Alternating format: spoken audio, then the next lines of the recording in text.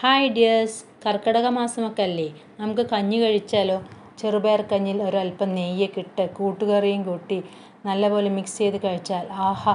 അപ്പം നമുക്കിന്ന് ആദ്യം ചെറുപയർ കഞ്ഞി ഉണ്ടാക്കാം. അതിന് ഒരു കുക്കറിൽ 6 ഗ്ലാസ് വെള്ളം ചൂടാവാൻ വെക്കുക. ഒരു ടീ ഗ്ലാസ് പച്ചരിയും 1/4 ടീ ഗ്ലാസ് ചെറുപയറും ഇട്ട് നല്ലപോലെ കഴുകി കുതിരാൻ വെക്കുക. വെള്ളം ചൂടായാൽ ഉടൻ കുക്കറിലേക്ക് ഇടാം.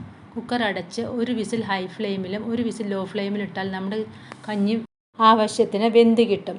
ഇനി ഇതിലേക്ക് ഒരല്പം ഉപ്പും ഒരു പിടി തേങ്ങയും ഇട്ട് നല്ലപോലെ മിക്സ് ചെയ്ത് തിളപ്പിച്ചാൽ നമ്മുടെ കഞ്ഞി റെഡി.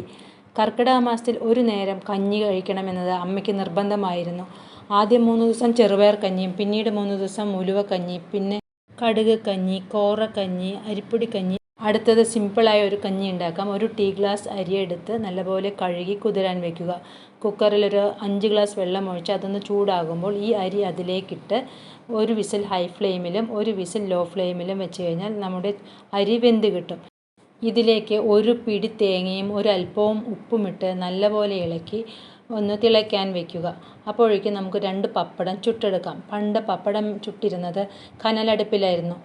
ചുട്ട പപ്പടത്തിൽ ഒരല്പം പച്ച വെളിച്ചെണ്ണയും തേച്ച് ആ മണം, അതിൻ്റെ രുചി ഇപ്പോഴും എൻ്റെ നാവിലും എൻ്റെ മനസ്സിലുമുണ്ട്. അമ്മ വീട്ടിൽ വിരുന്ന് പോകുമ്പോൾ എൻ്റെ മുത്തശ്ശി എനിക്ക് എപ്പോഴും ഇങ്ങനെ പപ്പടം ചുട്ടു തരാറുണ്ടായിരുന്നു. ആ കുട്ടിക്കാലം എത്ര നല്ല നല്ല ഓർമ്മകൾ. നമുക്കിനി കഞ്ഞി ഈ പപ്പടവും ചേർത്ത് കഴിച്ചു തുടങ്ങാം. കഞ്ഞി എപ്പോഴും ഒരു കംഫർട്ട് ഫുഡാണ്.